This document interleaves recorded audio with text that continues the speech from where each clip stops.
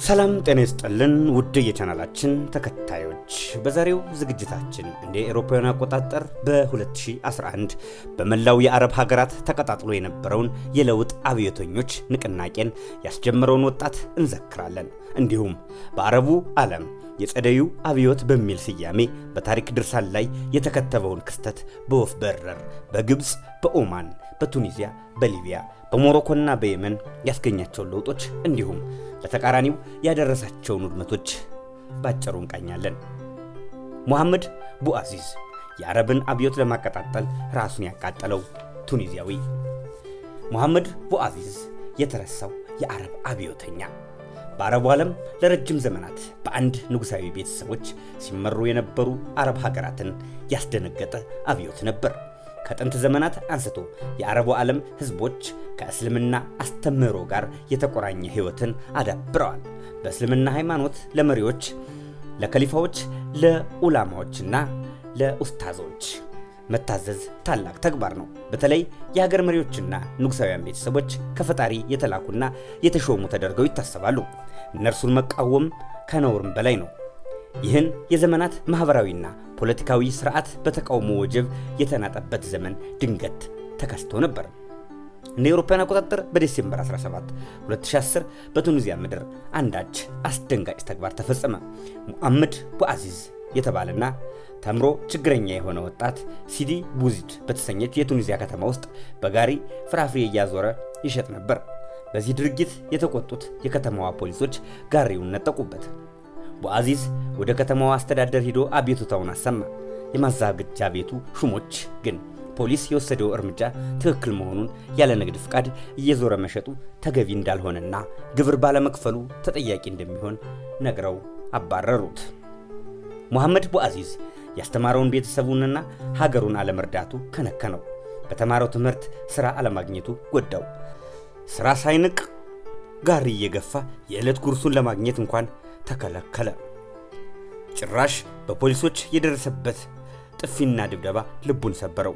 ሙሐመድ ቡአዚዝ በዚህ በሙሰኞች ባለስልጣናት በደረሰበት ፍትሃዊ ውሳኔ በጣም ከፋው። ቀኑ ስለጨለመበት የመጨረሻውን እርምጃ ለመውሰድ ቆረጠ። በጠራራ ፀሐይ ከተማ መሃል በሰውነቱ ላይ ነዳጅ አርከፍክፎ ራሱን አቃጠለ። ሙሐመድ ቡአዚዝ በደረሰበት ግፍ ራሱን አቃጥሎ መሞቱን የሰማው የከተማዋ ህዝብ በዚህ ጉዳይ ሐዘኑን ገልጾ ብቻ አልተቆጠበም። በአንድ ጊዜ ከቤቱ ንቅል ብሎ በመውጣት የፕሬዝዳንት ዘይነል አብዲን ቢን አሊ መንግስትን ከስልጣን እንዲወርድ መጠየቅ ጀመረ። ሙሐመድ ቡአዚዝ ተቃጥሎ የሞተባት አንዲት ክብሪት መላው ቱኒዚያንና አረብ ሀገራትን ያዳረሰ የአብዮት እሳትን ጫረች። ፖሊስ ሰልፉን ለመበተን በሚል በህዝቡ ላይ ሲተኩስ የተወሰኑ ሰዎችን ገደለ። ተወልዶ ባደገባት እናት ሀገሩ በእውቀቱም በጉልበቱም ሰርቶ እንዳይበላ የተደረገው ሙሐመድ ቡአዚዝ በሞቱ ቁጣን ቀሰቀሰ። ነፃነትን የተነፈጉ፣ ፍትህን የተጠሙ፣ በሙሰኛ መሪዎች የተማረሩ፣ አድሎና ድህነት መድረሻ ያሳጣቻቸው ቱኒዚያውያን በተቃውሞ የሀገራቸውን መንግስት አንቀጠቀጡ። የቱኒዚያ ፖሊሶች የወሰዱት የጭካኔ እርምጃ ዋና ከተማዋን ቱኒዝን ጨምሮ በሌሎች የሀገሪቱ ከተሞች መጠነ ሰፊ ህዝባዊ አመጽ እንዲቀሰቀስ ምክንያት ሆኑ። አመጹ ሳይቋረጥ ለ27 ቀናት ከተካሄደ በኋላ በጃንዋሪ 14 2011 ፕሬዝዳንት ቢን አሊ ሀገሪቱንም ስልጣናቸውንም ለቀው ወደ ሳውዲ አረቢያ ሸሹ። ቱኒዝም ከአምባገነናዊ አገዛዝ ነፃ ወጥታ አዲስ ስርዓትን መገንባት ጀመረች። በቱኒዚያ የተለኮሰው የአብዮትና የለውጥ ችቦ ግን በመላው አረብ ተቀጣጥሎ ግብጽ ደረሰ። በግብጽ ደግሞ የአምባገነኑ መሪ ሁስኒ ሙባረክ ተራ ሆነ። ግብፃውያን በጀግንነት ታህሪር አደባባይን ለወራት ከበው ተቋማቸውን አሰሙ። ዲሞክራሲና ለውጥ ዋነኛ መፈክሮቻቸው ነበሩ። ፕሬዝዳንት ሁስኒ ሙባረክ የተማመኑበትና እርምጃ እንዲወስድ ያዘዙት የፖሊስ የአየር ኃይልና የወታደሩ ጦር ከግብጽ ህዝብ ጎን ተሰለፈ።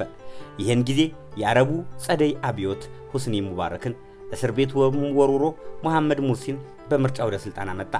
በአረብ አብዮት ሰልፍ ከተካሄደባቸው ሀገራት መካከል ግድያዎችን ሳትፈጽም ለህዝቡ ጥያቄ አፋጣኝ መልሶችን የሰጠችው ሀገር በንጉስ የምትተዳደረው አፍሪካዊቷ ሀገር ሞሮኮ ብቻ ነበረች።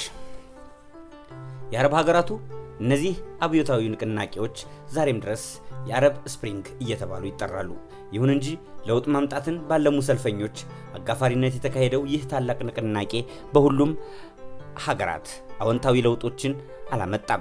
በሊቢያ በሶሪያና በየመን እጅግ አውዳሚና ለሚሊዮኖች ህልፈት መንስኤ የሆኑ ጦርነቶች እንዲቀሰቀሱ ምክንያት ሆኗል። ዮርዳኖስና ኦማን ደግሞ መጀመሪያ ጦራቸውን አሰማርተው ጥቂት ሰዎችን በመግደል የህዝቡን አመጽ ከበተኑ በኋላ የተጠየቁትን የህዝብ ጥያቄዎችን መልሰዋል።